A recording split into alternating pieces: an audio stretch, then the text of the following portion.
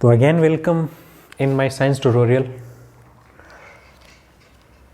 Okay, तो previous video जो है उसमें आपको जो था वो मैंने अफेक्टिव न्यूक्लियर चार्ज के बारे में बताया था।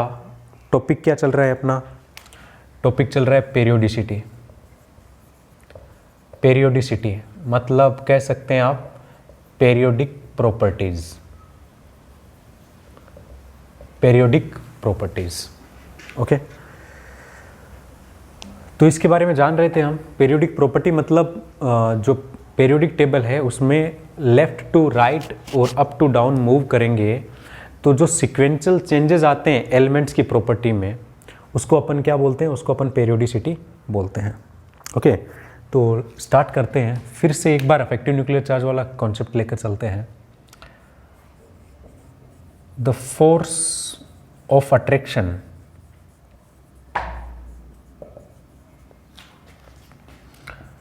felt by electrons of outermost cell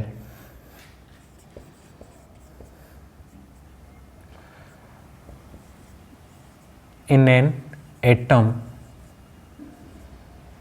by nucleus। Previous video में भी एक डेफिनेशन दी थी मैंने आपको, जो सूटेबल लगे, लैंग्वेज जो आपको सही लगे वो आप नोट कर लीजिएगा, दोनों ही इजी हैं। The force of attraction felt by electrons, और इलेक्ट्रॉन किसके? आउटर मोस्ट ऑर्बिट के। और ये फोर्स कौन लगा रहा है अट्रैक्शन वाला? न्यूक्लियस। ये एक एटम है, ये इसका पॉजिटिव चार्ज वाला न्यूक्लियस है। यहाँ मान लीजिए ये इलेक्ट्रॉन है, ये कोई ऑर्बिट है के, ये मान लीजिए एल। तो यहाँ एक इलेक्ट्रॉन है और यहाँ एक इलेक्ट्रॉन है। मेरी बात को ध्यान से समझना, मैं आपको अफेक्टिव न्यूक्लियर चार्ज समझा रहा हूँ। ये एक अट्रैक्शन फोर्स जो इसके ऊपर अप्लाई करता है, इनके और इसके बीच में एक अट्रैक्शन फोर्स लग रहा है ताकि ये इलेक्ट्रॉन जो है अट्रैक्ट होता रहे न्यूक्लियस की तरफ, ये अपने ऑर्बिट के अंदर जो है मोशन करता रहे। तो एक फोर्स जो है इन दोनों के बीच में लग रहा है और उस फोर्स को क्या बोलते हैं? फोर्स ऑफ अट्रैक्शन या अफेक्टिव न्यूक्लियर चार्ज। एक्चुअल में ये फोर्स का नाम क्या है? तो एक्चुअल में जो फोर्स लग रहा है वो लग रहा है इलेक्ट्रोस्टैटिक फोर्स। ओके, तो इस फोर्स को जो किसके बीच में लग रहा है? न्यूक्लियस से लग रहा है, इलेक्ट्रॉन आउटर मोस्ट का जो इलेक्ट्रॉन है उसके बीच में जो फोर्स लग रहा है, न्यूक्लियस जो फोर्स अप्लाई कर रहा है उसके ऊपर, अट्रैक्ट जो कर रहा है उसको, तो इस फोर्स को क्या बोलते हैं? उसको बोलते हैं affective nuclear charge. Effective nuclear charge. तो आप इस बात को अभी समझ गए होंगे। अब एक बुक के अंदर एक बात दे रखी है, affective nuclear charge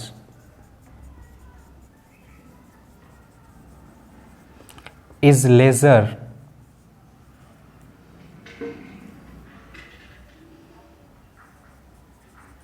than total nuclear charge। जो अफेक्टिव न्यूक्लियर चार्ज होता है वो टोटल न्यूक्लियर चार्ज से या नेट न्यूक्लियर चार्ज से कम होता है। तो नेट न्यूक्लियर चार्ज तो क्या है? इस पूरे प्रोटॉन का जो चार्ज लग रहा है, न्यूक्लियस का जो चार्ज लग रहा है वो तो है नेट या total nuclear charge. Effective nuclear charge कम कैसे है? तो देखिए, क्योंकि इसने ये जो अपना कुल फोर्स लगाया, अपना टोटल जो फोर्स लगाया, तो इसमें से कुछ फोर्स जो है वो ओवरकम कर रहा है। किसको ओवरकम कर रहा है? इस इलेक्ट्रॉन के बीच में जो रिपल्सन लग रहा है, जो रिपल्सन फोर्स लग रहा है, इस इलेक्ट्रॉन के बीच में जो रिपल्सन फोर्स लग रहा है, तो थोड़ा बहुत जो अफेक्टिव न्यूक्लियर चार्ज है वो उसके काम में आ गया, उसको बैलेंस करने में लग गया। तो इस वजह से अफेक्टिव न्यूक्लियर चार्ज जो होता है वो टोटल न्यूक्लियर चार्ज से थोड़ा कम होता है। तो आप इस बात को समझ गए होंगे। बुक में जो है एक इसका स्टेटमेंट जो है वो दिया हुआ है।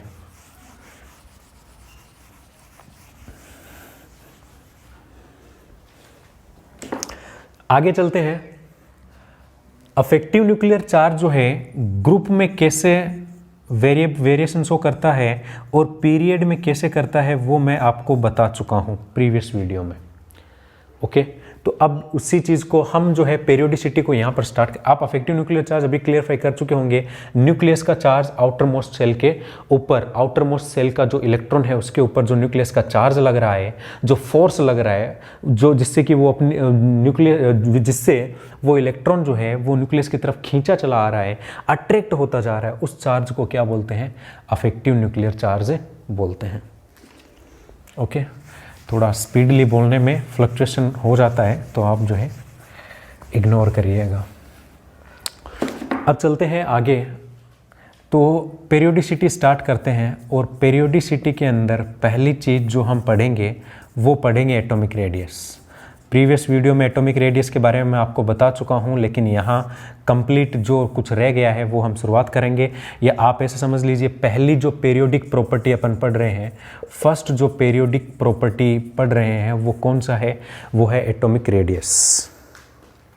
ओके, तो एटॉमिक रेडियस आप जानते हो, न्यूक्लियस से आउटर मोस्ट सेल जो है वहाँ के डिस्टेंस, वो तो फोर्स था, ये डिस्टेंस, ओके, उसको क्या बोलते हैं? एटॉमिक रेडियस बोलते हैं। तो हमने प्रीवियस वीडियो में जाना था कि जब अपन मूव करते हैं अप टू डाउन तब तो एटॉमिक रेडियस क्या करती है? इंक्रीज करती है, और जब मूव करते हैं पीरियड्स में तब क्या करती है? डिक्रीज करती है। तो ये मैंने आपको प्रीवियस वीडियो में बताया था। एक बार एलिमेंट्स को रिवाइज करवा देते हैं। एलिमेंट्स 20 एलिमेंट जैसे आपको पहले बताया था, बहुत ज़रूरी है उनको याद करना, उनको याद कर लीजिए ताकि आपको पेरियोडिक प्रॉपर्टी है जो बहुत अच्छे समझ में आएगी। जैसे कि फर्स्ट हाइड्रोजन है, फिर हीलियम, फिर lithium, beryllium, boron, carbon, nitrogen, oxygen, fluorine, neon. Okay, इसके ऊपर है यहाँ पर हीलियम।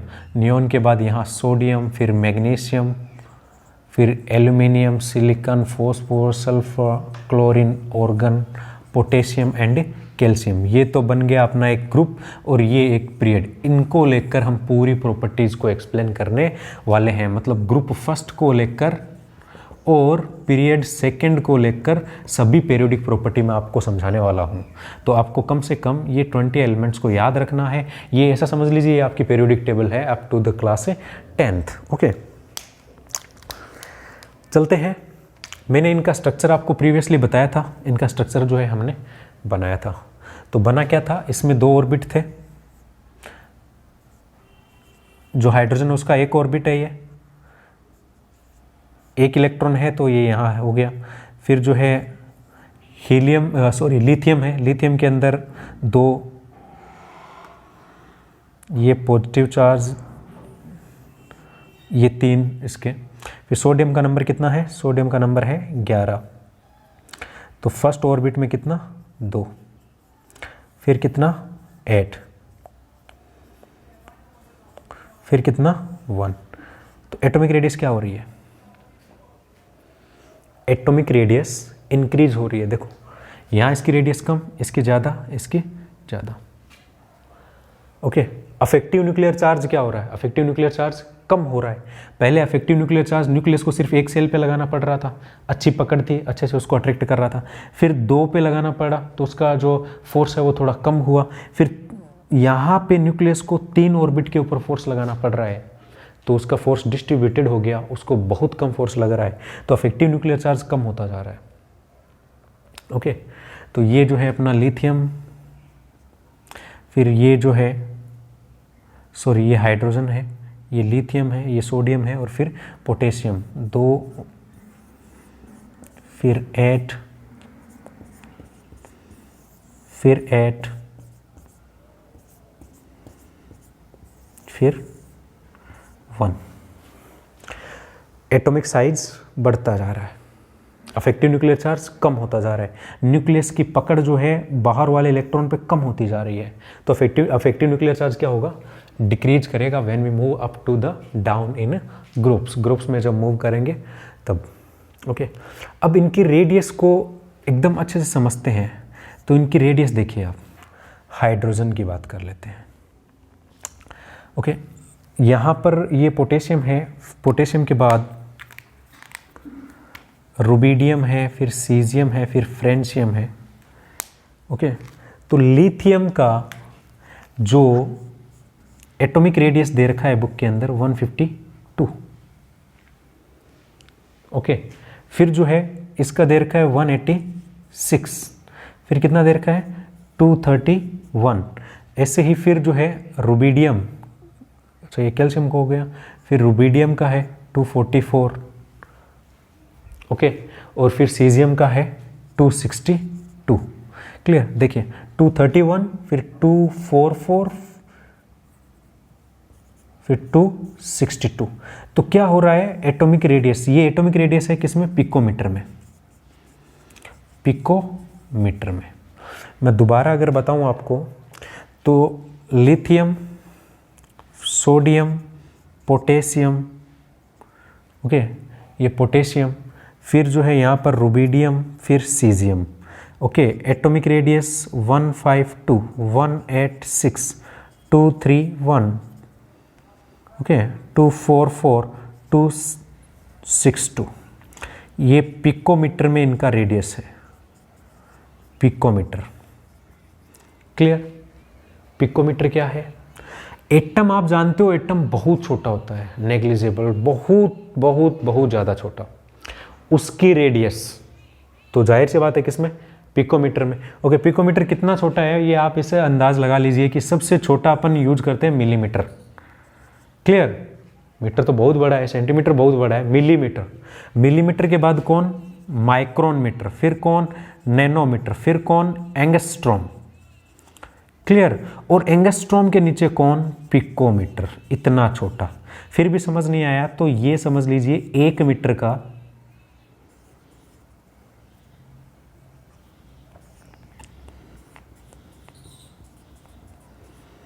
ये लीजिए 1 मीटर का इतना छोटा हिस्सा, तो इसकी रेडियस इतना पिकोमीटर 152। अब आप क्या देख रहे हो, ग्रेजुअल इंक्रीज देख रहे हो। क्लियर, और बनाने से भी आपको शो हो रहा है कि सेल नंबर, ऑर्बिट नंबर बढ़ रहे हैं।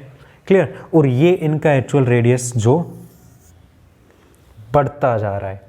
तो इस पूरी थियरी को, इस पूरी कॉन्सेप्ट को बताने से मेरा सिर्फ औचित्य यही है कि जब आप ग्रुप्स के अंदर अप टू डाउन मूव करते हो, then atomic radius of elements of atoms increases.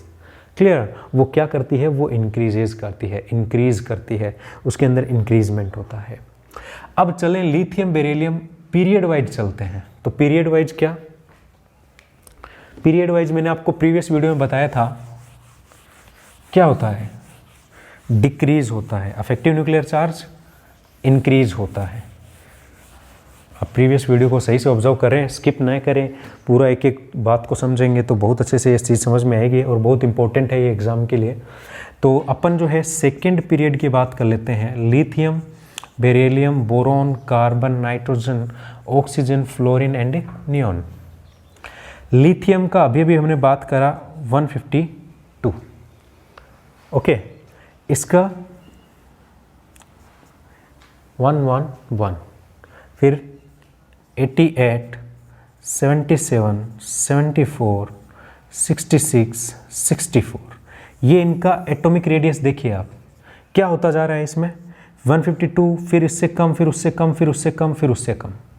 तो एटॉमिक रेडियस क्या होती जा रही है, एटॉमिक रेडियस जो है वो डिक्रीज हो रही है।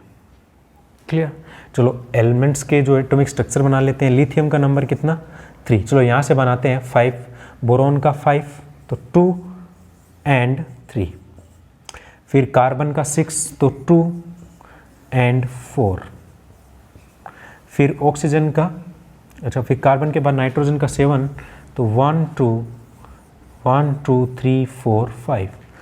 ये बोरॉन है, ये कार्बन है, ये नाइट्रोजन है, ये पॉजिटिव चार्ज, ये पॉजिटिव चार्ज, ये पॉजिटिव चार्ज, ये न्यूक्लियस। ओके, कितना सेल यूज हुआ, केवल 2, KL KL KL।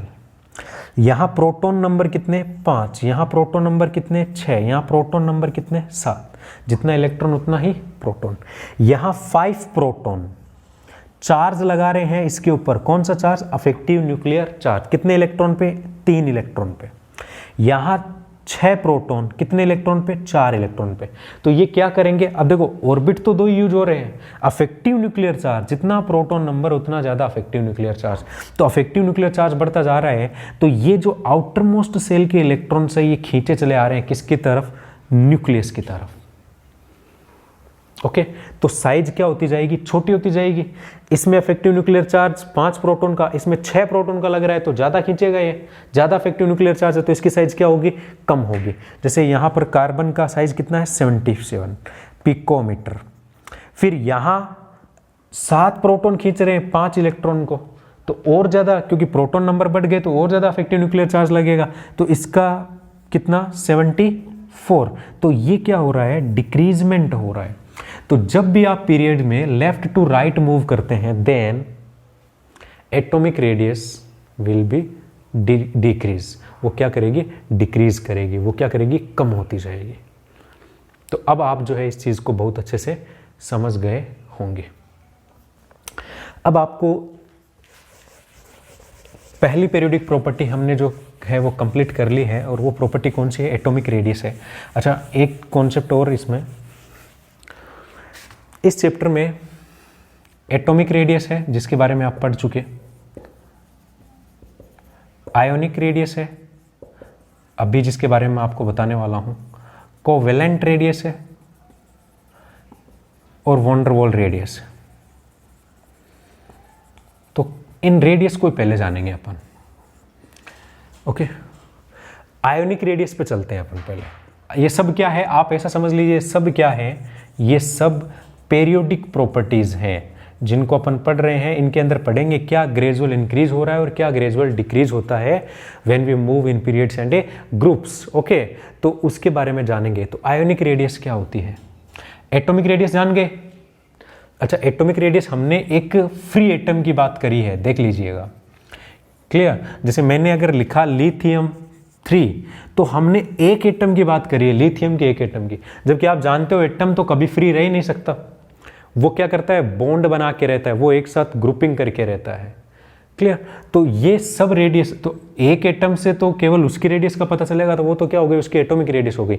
अब एटम जो होता है वो जब कंबाइन फॉर्म में होता है, मान लीजिए हाइड्रोजन है या Li है, ये जो है OH बना के साथ में जुड़ा हुआ है, हाइड्रोक्साइड इसने बना रखा है। तो अभी देखिए लिथियम, ऑक्सीजन, हाइड्रोजन, तो ये क्या है? बॉन्ड बना के रखे हुए हैं, तब इनकी रेडियस क्या होगी? तो ये रेडियस उसके लिए है। ओके ओके, लेटर ऑन और अच्छे से एक्सप्लेन करेंगे, एक्सप्लेन में समझ में आ जाएगा आपको। शुरुआत करते हैं आयोनिक रेडियस के बारे में। आयोनिक रेडियस क्या होती है? तो पहले हमें पता चलना चाहिए आयन, आयन क्या होते हैं। तो when an element have charge on it, then it becomes ion। तो किसी भी एलिमेंट पे जब कोई चार्ज आ जाता है तो वो क्या बन जाता है? वो आयन बन जाता है। आप एक चीज पहले पढ़ चुके हैं, एटम जो है वो एटम क्या होता है? वो न्यूट्रल होता है, उस पर कोई चार्ज नहीं होता। जैसे सोडियम की बात करें, नंबर कितना? 11। इसका प्रोटॉन नंबर कितना? 11। इसमें इलेक्ट्रॉन कितने?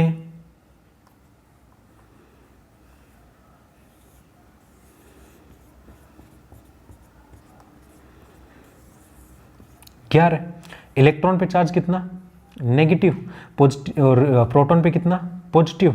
तो जो पॉजिटिव चार्ज है, जो नेगेटिव चार्ज है, वो क्या है? इक्वलाइज्ड है, बराबर है। तो एटम क्या होता है? एटम न्यूट्रल होता है। लेकिन हमें इसको क्या करना है? हमें इसको चार्ज करना है। तो वो चार्ज कैसे आते हैं इसके ऊपर, उसके बारे में आपको बता लेते हैं। तो कोई भी एटम जिसके ऊपर कोई चार्ज है, तब उसको क्या बोला जाएगा? आयन बोला जाएगा। तो आयोनिक रेडियस क्या होगी? आयन की रेडियस क्या होगी? जैसे मैं यहाँ पर बात करता हूँ, ये सोडियम एटम है, ये इसके 11 प्रोटॉन है, फिर ये 2 इलेक्ट्रॉन्स, फिर 8, और फिर आउटर मोस्ट में 1। ओके, अगर ये इलेक्ट्रॉन डोनेट कर दे, अभी इसका इलेक्ट्रॉनिक कॉन्फ़िगरेशन क्या है?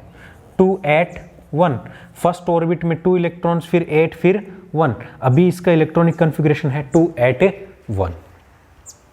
ओके, तो इतनी बात आपको समझ आ गई होगी। ओके, फिर देखिए इसका जो अभी रेडियस है वो रेडियस कितना है 186 पिकोमीटर। अब इसने अपना इलेक्ट्रॉन डोनेट कर दिया। डोनेट करने के बाद ये क्या बच गया, क्या रह गया, सिर्फ 1 2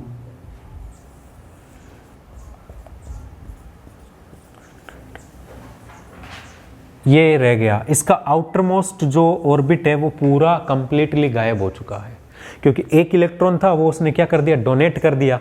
ओके, किसी को डोनेट कर दिया। तो इसमें अब ये क्या बन गया, अब इसका इलेक्ट्रॉनिक कन्फिग्रेशन हो गया केवल 2 8। तो इसकी रेडियस क्या हो गई, अब देखो रेडियस पे फर्क तो पड़ेगा। यहां पर रेडियस क्या है, ये।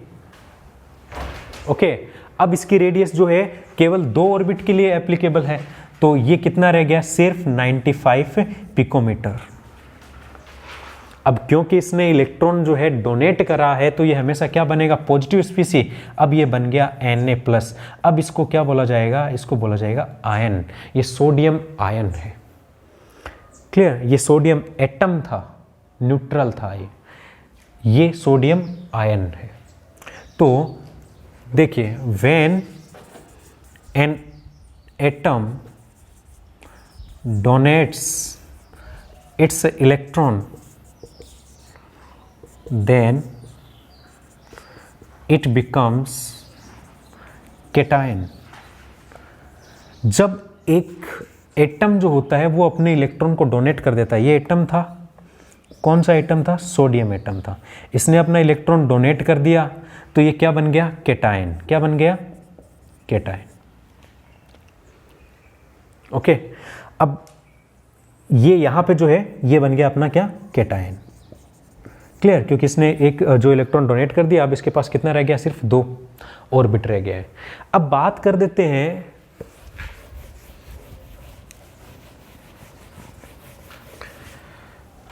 आगे अफेक्टिव न्यूक्लियर चार्ज के साथ क्या हुआ। इसमें अफेक्टिव न्यूक्लियर चार्ज, इसमें अफेक्टिव। क्लियर, तो ये सोडियम था, इसने अपना एक इलेक्ट्रॉन जो है डोनेट करा, तो डोनेट करने के बाद ये क्या बन गया, Na+ बन गया। यहाँ इसने क्या कर दिया, एक इलेक्ट्रॉन को डोनेट कर दिया, तो ये क्या है, ये केटायन है। ये केटायन है जिसके ऊपर क्या है, पॉजिटिव चार्ज है। तो आप मेरे को ये बताइए, अफेक्टिव न्यूक्लियर चार्ज इंक्रीज हुआ कि डिक्रीज हुआ। पहले अफेक्टिव न्यूक्लियर चार्ज 3 ऑर्बिट के ऊपर लग रहा था, अभी 2 ऑर्बिट के ऊपर लग रहा है, तो अच्छे से पकड़ पाएगा आउटर ऑर्बिट के इलेक्ट्रॉन्स को, तो और ज़्यादा अट्रैक्ट करेगा। तो अभी जो है अफेक्टिव न्यूक्लियर चार्ज की वैल्यू बढ़ गई है, क्योंकि अभी अफेक्टिव न्यूक्लियर चार्ज केवल 2 ऑर्बिट के ऊपर ही लग रहा है, क्योंकि तीसरा ऑर्बिट तो पूरा गायब ही हो चुका है। तो ये इलेक्ट्रॉन्स बहुत पास पास आ जाएंगे, क्योंकि अफेक्टिव न्यूक्लियर चार्ज बढ़ चुका है, केवल 2 ऑर्बिट्स के ऊपर ही डिस्ट्रीब्यूट हो रहा है। तो केटायन की साइज क्या होती है, छोटी हो जाती है। देखो ये छोटा हो गया ना इसका रेडियस। क्लियर, तो cations are always smaller than its actual atom, because effective nuclear charge is increases। तो केटायन जो हमेशा बनेंगे वो अपने एक्चुअल स्पीसीज से, ये एक्चुअल स्पीसीज थी, ये केटायन है, ये हमेशा केटायन जो होगा वो हमेशा क्या होगा, छोटा होगा। और क्यों होगा, क्योंकि उसके अंदर अफेक्टिव न्यूक्लियर चार्ज बढ़ गया है। पहले 3 ऑर्बिट के ऊपर अफेक्टिव न्यूक्लियर चार्ज था, अभी 2 ऑर्बिट के ऊपर अफेक्टिव न्यूक्लियर चार्ज है। तो ये बहुत अच्छे से ग्रिप कर पाएगा, अट्रैक्ट कर पाएगा 2 सेल को। तो केटायन जो होते हैं वो हमेशा छोटे होते हैं अपने एक्चुअल स्पीसीज से, अपने एक्चुअल एटम से। तो ये आप समझ गए होंगे। अब ये जो रेडियस है इसका, ये आयन है, इसका जो रेडियस है वो क्या होगा, आयोनिक रेडियस होगा।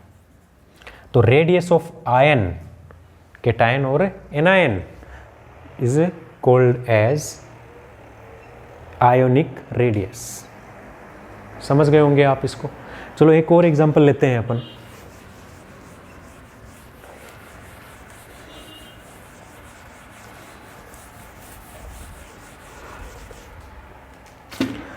क्लोरीन का एग्जाम्पल दे रखा है बुक के अंदर। क्लोरीन का नंबर कितना, 17। चलिए इसका स्ट्रक्चर बना लेते हैं, एटॉमिक स्ट्रक्चर। 2 इलेक्ट्रॉन, फिर 4 5 6 7 8 और फिर 7 4 5 6 7। ये क्लोरीन है, इसका नंबर 7 है, इलेक्ट्रॉन जो है इसमें 17 है, प्रोटॉन कितने हैं, 17 है। ओके, इसका इलेक्ट्रॉनिक कन्फिग्रेशन क्या होगा? ये इलेक्ट्रॉनिक कन्फिग्रेशन आप जो है 9th में पढ़े होंगे, और वरना आगे जो है इसकी भी बात करेंगे जब वैलेंसीज की बात आएगी। तो इलेक्ट्रॉनिक कन्फिग्रेशन, फर्स्ट ऑर्बिट में कितना इलेक्ट्रॉन, 2, फिर कितना 8, फिर कितना 7। तो ये इसका इलेक्ट्रॉनिक कन्फिग्रेशन है। क्लियर? और अभी इसका जो रेडियस है वो कितना है, 99 पिकोमीटर है। अभी इसका जो रेडियस है वो कितना है, 99। और एक बात नोट करिए, ये एटम है अभी। क्लियर? अब इसने क्या करा, इसने एक, क्योंकि इसको ऑक्टेट पूरा करना है, 7 है इसके पास, एक इलेक्ट्रॉन मिलते हैं इसको स्टेबिलिटी मिल जाएगी, तो इसको एक इलेक्ट्रॉन चाहिए। मान लीजिए इसने एक इलेक्ट्रॉन जो है गेन करा, एक इलेक्ट्रॉन जो है अपने में लिया, तो अभी इसका इलेक्ट्रॉनिक, अभी इसका स्ट्रक्चर कुछ कैसा हो जाएगा, फर्स्ट ऑर्बिट 2 इलेक्ट्रॉन्स, फिर 8, फिर 8। ओके, अभी ये क्या बन गया है, अभी ये क्लोरीन नेगेटिव, ये एनायन बन गया है। मतलब ये क्लोरीन आयन है, इस पे चार्ज आ चुका है। नेगेटिव चार्ज क्यों आया, क्योंकि इसने इलेक्ट्रॉन को गेन करा है, गेनिंग ऑफ इलेक्ट्रॉन्स। इसने इलेक्ट्रॉन को गेन करा है, लिया है, तो इस पे कौन सा चार्ज आएगा, नेगेटिव चार्ज आएगा। ओके, अब जो है इसका इलेक्ट्रॉनिक कन्फिग्रेशन कितना है, इसका इलेक्ट्रॉनिक कन्फिग्रेशन देखिए आप,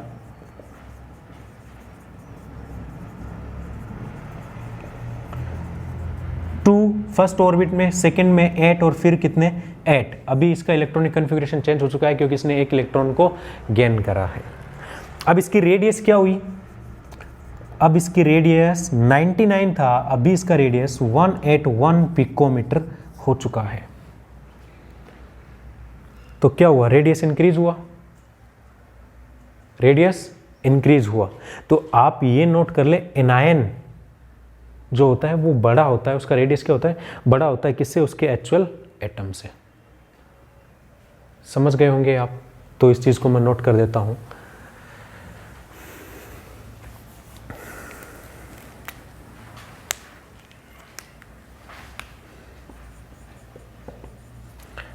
Anions are bigger than its actual atom। ये अपने एक्चुअल एटम से क्या है, थोड़े बड़े हैं, इनकी रेडियस बड़ी है। अच्छा, अफेक्टिव न्यूक्लियर चार्ज के साथ क्या हुआ, पहले यहां पर 17 प्रोटॉन को 7 इलेक्ट्रॉन के ऊपर चार्ज लगाना पड़ रहा था। अभी यहां पर 17 प्रोटॉन को 8 इलेक्ट्रॉन पे, तो आधा इलेक्ट्रॉन, अभी जो थोड़ा वो चार्ज है वो 8th वाले इलेक्ट्रॉन के पास भी तो चला गया ना। तो अफेक्टिव न्यूक्लियर चार्ज क्या हुआ, कम हुआ। जाहिर सी बात है क्या होगा, कम होगा। तो in anion effective nuclear charge is decreases because of gaining of extra electron। क्योंकि एक्स्ट्रा इलेक्ट्रॉन को गेन करा है। अभी पहले जो था न्यूक्लियर चार्ज 1 2 3 4 5 6 7 इस पे लग रहा था, तो इसका अफेक्टिव न्यूक्लियर चार्ज इतना था, अच्छे से डिस्ट्रीब्यूटेड था। अब इसने थोड़ा बहुत चार्ज इन्हीं में से इसके ऊपर भी लगाना है, तो अफेक्टिव न्यूक्लियर चार्ज क्या हो जाएगा, कम हो जाएगा। जब 2 लोगों में कोई चीज़ बांटनी है और 2 लोग और आ जाए या 1 लोग और आ जाए, तो जाहिर सी बात उनमें जो उनको जो हिस्सा मिलना चाहिए था उसमें थोड़ा थोड़ा कट होगा। तो वही बात जो है यहाँ हुई है। ओके, तो अफेक्टिव न्यूक्लियर चार्ज क्या हो गया, डिक्रीज हो गया। अब अफेक्टिव न्यूक्लियर चार्ज डिक्रीज होता है और एनायन की साइज क्या होती है, एनायन की साइज बड़ी हो जाती है। तो ये जो रेडियस है यहाँ से, इस एनायन की जो रेडियस है उसको भी क्या बोलते हैं, आयोनिक रेडियस बोलते हैं। तो ये होती है आयोनिक रेडियस। आयन की जो रेडियस होती है, आयन कब बनते हैं, गेनिंग ऑफ इलेक्ट्रॉन और डोनेशन ऑफ इलेक्ट्रॉन, या तो इलेक्ट्रॉन को कोई डोनेट करता है एटम तब बन जाता है आयन, पॉजिटिव आयन बनता है जिसको बोलते हैं केटायन, और अगर वो गेन करता है तो वो क्या बनाता है, वो एनायन बनाता है। तो उनकी जो रेडियस होती है वो कैसे वेरी करती है, कैसे चेंज होती है, उसके बारे में मैंने आपको बताया। अभी इसका रेडियस 99 पिकोमीटर था और इलेक्ट्रॉन को गेन करने के बाद 181, क्यों 181 पिकोमीटर क्यों हो गया, ज़्यादा क्यों हो गई उसकी रेडियस, क्योंकि अफेक्टिव न्यूक्लियर चार्ज है उसका डिस्ट्रीब्यूशन और ज़्यादा हो गया। क्लियर, इस वजह से। तो आप जो है इन बातों को नोट कर लेना, आप इस चीज़ को अच्छे से समझ गए होंगे। तो आपने अब तक क्या पढ़ लिया, एटॉमिक रेडियस के बारे में पढ़ लिया और आयोनिक रेडियस के बारे में पढ़ लिया। ये दोनों ही चीज़ों में सबसे इंपॉर्टेंट चीज़ क्या थी, अफेक्टिव न्यूक्लियर चार्ज थी। तो आप इसको बार बार पढ़ें, आप इसको बार बार ऑब्जर्व करें, और कोई भी क्वेश्चन जो बन रहा हो आप जो है कमेंट इसमें कर दें। Thank you.